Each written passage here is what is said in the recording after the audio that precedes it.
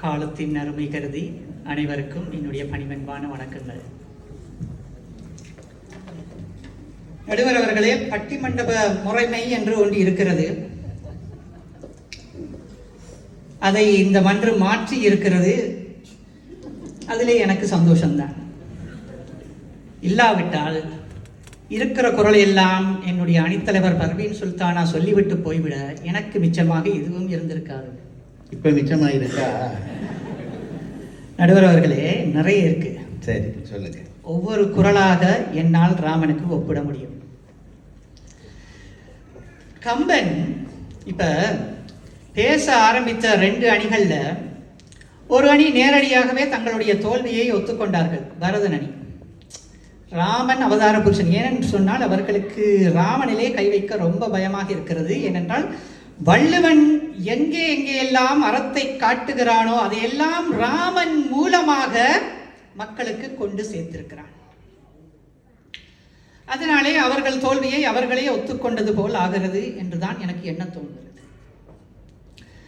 2வது அணி இலக்குவன் அணி அதை மறைமுகமாக ஒத்துக்கொண்டார்கள். ஏன் என்று சொன்னால் அவர்களுக்கு வலிமையாக இலக்குவனை தூக்கி நிறுத்துவதற்கு நிறைய இடங்கள் இல்லாமல் போய்விட்டது. என்னவோ வருத்தத்துக்குரிய என்ன பிரச்சனை என்று சொன்னால் நடுவர் அவர்களே, இப்ப நாங்கள் இந்த மேடையில் இருக்கிற எல்லோரும் ஒரு பேச்சு போட்டிக்கு போகிறோம் என்று வைத்துக் கொள்ளுங்கள். அதுக்கு நீங்களும் வர்றீங்கள், நாங்களும் வருவோம்.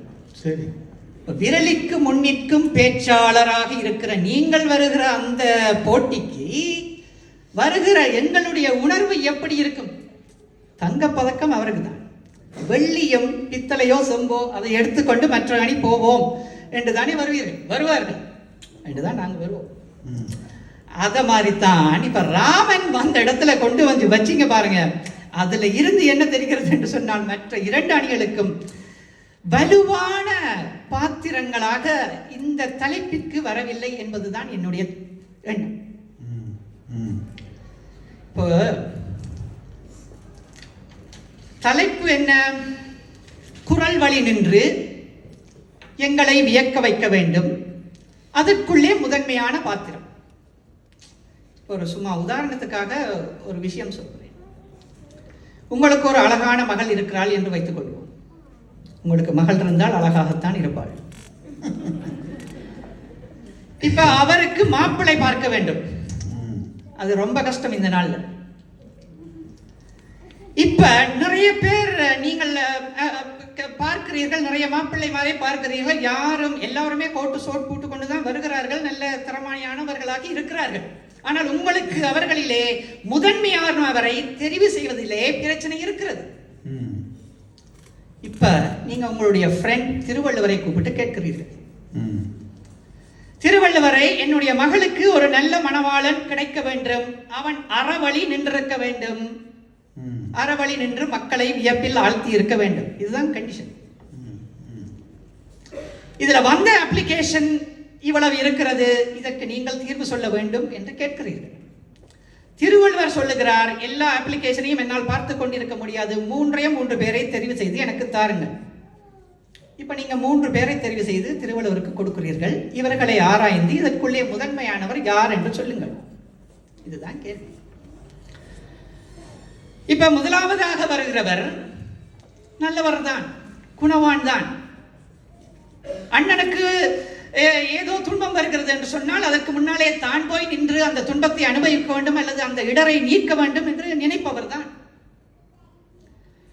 அண்ணா எங்கே கூப்பிட்டாலும் உடனே போய்விடுவார். அண்ணா போறதுக்கு முன்னாலேயே போய்விடுவார். கடைக்கு போறாலும் போய்விடுவார், காட்டுக்கு கூப்பிட்டாலும் போய்விடுவார். ரொம்ப கோபக்காரர். மற்றைய அண்ணனை எவ்வளவு இழிவாக பேச முடியுமோ அவ்வளவு இழிவாக பேச வேண்டிய கட்டாயம் வருகிற போது பேசி விடுவார். மனைவிக்கு சொல்லாமலே யாத்திரை புறப்பட்டு போய்விடுவார். அது அண்ணா கூப்பிட்டார் என்ற ஒரு காரணத்துக்காக மனைவிட்ட சொல்லாமலே போயிடுவார். அந்த 14 எத்தனை வருஷமானாலும் மனைவியை நினைச்சு கூட பார்க்காத ஒரு பாத்திரம். அதான் முதலாவது மணவாளன். யாராவது வந்து லவ் பண்ணுகிறாயா என்று கேட்டால் மூக்கையும் மார்பையும் வெட்டி விடுகிற ஒரு பாத்திரம். அவ்வளவு கோபம். இப்ப இலக்குவன் அணியில இப்ப ஜெயராமண்ண வந்த மாதிரி தான் அந்த மாப்பிள்ளை. அதுக்காக நான் அவர் இவராக இருக்கிறார் என்று சொல்ல வரவில்லை. அவர் போல ஒரு மாப்பிள்ளை. சொல்லுகிறார் என்று சொன்னால், தன்னைத்தான் காக்கின் சினம் காக்க, காவாக்கால் தன்னையே கொல்லும் சினம். இந்த சினத்தை இலக்குவன் பல இடங்களிலே காக்காமல் போனதாலே அவன் ராமன் பரதன் என்ற இரண்டு பாத்திரங்களை விடையும் சற்று தாழ்ந்தவனாகத்தான் இருக்கிறான் என்று எனக்கு தோன்றுகிறது. பரதனை திட்டுகிற பொழுது சொல்லுகிறான், சிங்க குரலைக்கிடும் தீச்சுவை ஊனை நாயின் வெங்கண் குட்டனுக்கு ஊட்ட விரும்பினான். என்ன சொல்கிறான்? அற்பத்தனம் பொருந்திய சொரினா என்று பேசுகிறான். அந்த சொல்லை சொல்வதற்கு எனக்கு சபையிலேயே வாய்ப்பூசுகிறது. சொரின்றது நீங்க சேர்த்து கொண்டது. நடுவர் அவர்களே, கம்பனுக்கு அந்த நாளிலே அந்த வார்த்தை தெரியாமல் இருக்கிறது. இன்றைய வார்த்தை பெரியவங்களை அவன் அறிந்திருந்தால் அப்படித்தான் வந்திருக்குமோ என்னவோ. இப்ப ராமன், இதுதான் முக்கியமான பாயிண்ட், நீ அறம் தவறி பேசுகிறாய் என்ற இடத்திலே இலக்குவனை அடக்குகிறது ராமன். அறம் சொல்லுகிறான். வாய் தந்தன பேசுதியோ மறை தந்தனாவாள். என்ன இலக்குவா? இருக்கு யசுர் சாம மதர்வனம் என்கின்ற வேதங்களை பேசுகின்ற நாவினாலே இப்படி ஒரு வார்த்தை உன்னிடத்திலே வரலாமா என்று கேட்கிற இடத்துல இலக்குவன் தாழ்ந்து போகிறான். இப்ப இரண்டாவது மாப்பிள்ளை, இப்ப முஜிபுர் ரஹ்மான் மாதிரி ஒருத்தர், அவர் இவராகத்தான் இருக்க வேண்டும் என்று நான் சொல்லவில்லை. இப்படி இருந்தால் நல்லாக, நல்லவன் தான். அடிக்கடி பாட்டி வீட்டுக்கு தான், பாட்டா வீட்டுக்கு தான் போய் நிற்பார். அங்கு ஒரு கேர்ள் ஃப்ரெண்ட் இருக்கவும் வாய்ப்பு இருக்கிறது. பெரிய பிரச்சனை என்னவென்று சொன்னால், ஏமாற்றங்களை இவனாலே தாங்கிக் கொள்ள முடியாது. புலம்ப ஆரம்பித்தால் முடிக்கவே மாட்டான். can't handle life pressure. தனக்கு நினைத்ததை முடிக்க முடியாமல் போனால் தற்கொலைக்கும் தயங்க மாட்டான். மனைவியோடு வாழாமல் தவ வாழ்க்கை போவான். தாயை பழிப்பான். இவனை மாப்பிள்ளையாக திருவள்ளுவர் உங்களுக்கு சிவாரிசு கடைசி வரை செய்யவே மாட்டான். என்ன சொல்ல வர்றீங்க? ராமனை தான் சிவாரிசு பண்ணுவார் என்னுடைய பெண்ணுக்கு மாப்பிள்ளையாக. அது நீங்க இப்பவே சொன்னால் நேரம் மிச்சப்படும். மிச்சம் 3 பேரும் பேசவே தேவையில்லை. இல்லை, நான் கேட்கிற கேள்வி, பரதன் ஒப்பாரி வைப்பான், லட்சுமணன் கோபத்திலே கண்டபடி பேசுவான், ஆகவே ராமன் தான் நல்ல மாப்பிள்ளை என்கிறீர்கள். சீதையை காணவில்லை என்ற பிறகு ராமன் காடு வழியாக நடக்கிற பொழுது ஒப்பாரி வைத்துக் கொண்டே தான் நடந்தான். அது உங்களுக்கு தெரியும். ஆகவே ஒப்பாரி வைக்கிற லிஸ்டிலே இவருக்கும் ஒரு இடம் இருக்கிறது. அடுத்தது, அந்த உத்தமையான சீதை ராவணனோடு இருந்துவிட்டு போராளை மீட்டு வெளியிலே வந்த பிறகு அவளை பார்த்து கேட்காத கேள்வியெல்லாம் இந்த பயல் கேட்டான். இவனுக்கு நான் பெண் கொடுக்க மாட்டேன்.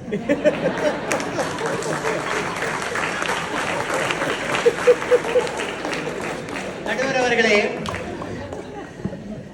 இதற்கு நான் பதில் சொன்னால் எங்களுடைய அணியை நீங்கள் வெற்றி பெற வைப்பீர்கள் என்ற நம்பிக்கை எனக்கு இருக்கிறது.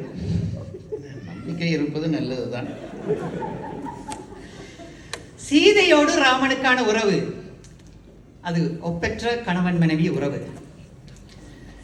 இப்ப இலக்குவன் போயிட்டார், பரதன் போயிட்டார், பரதன் மாதிரியான மாப்பிள்ளை போயிட்டார். இப்ப ராமன் மாதிரி ஒரு மாப்பிள்ளை, இப்ப நம்ம குமாரதாசன் அண்ணன் மாதிரி.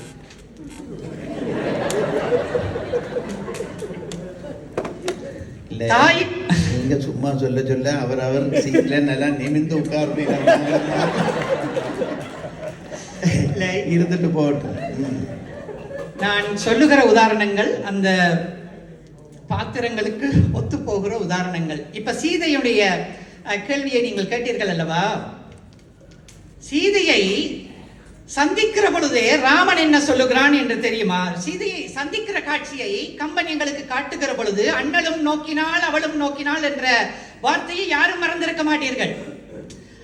அந்த நோக்கத்திற்கு பிறகு ராமன் என்ன நினைக்கிறான் என்று சொன்னால், அன்றிரவு அவனுக்கு தூக்கமே வரவில்லை. ஏனென்று சொன்னால், நான் இந்த பெண்ணை விரும்பி இருக்கிறேனே, இவளுக்கு மனமாகி இருக்குமா இல்லையா என்கிற கேள்வி அவனுடைய தூக்கத்தை குலைக்கிறது. அப்ப கடைசியா அவன் ஒரு முடிவுக்கு வருகிறான். என்னவென்று சொன்னால், இந்த பெண்ணை இதுவரையில் என்னுடைய மனதிலே யாரும் எந்த ஒரு பெண்ணையும் நான் பார்த்து மயங்கவில்லை. ஆதலால் சீதை மணமானவளாக இருக்க முடியாது என்ற முடிவுக்கு வருகிறார். அதனாலதான் பின்னாலே இந்த இப்பிறவிக்கு இருமாதரை சிந்தையாலும் தொடேன் என்று சொன்னார். இந்த இருமாதரை சிந்தையாலும் தொடேன் என்று சொல்லியிருந்தா போதாதா? அப்போ அவர் அதுக்கும் ஒரு நிபந்தனை வைக்கிறார். இப்போதைக்கு சமாளிச்சுக்கொள், அடுத்தவருக்குள்ள ஒன்றும் நிச்சயம் இல்லைங்கிறாரே. இதெல்லாம் ஒரு நேர்மையான விஷயமா? இந்த தலைப்பிலே நாங்கள் கம்பராமாயணத்தை மட்டும்தான் ஆராய்கிறோம் என்று நான் நினைக்கிறேன்.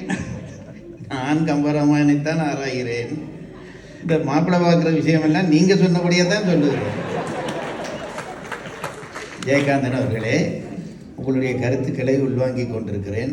நீங்களும் இருக்கைக்கு வாருங்கள். நன்றி.